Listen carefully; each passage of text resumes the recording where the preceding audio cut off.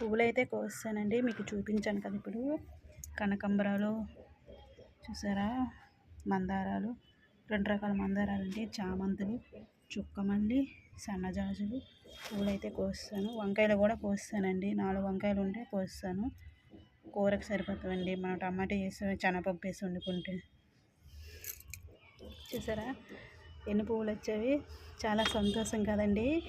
ఏదైనా మన చేతితో చెట్టు వేస్తే కాయ తింపిన పువ్వు తింపిన చాలా సంతోషం కదండి.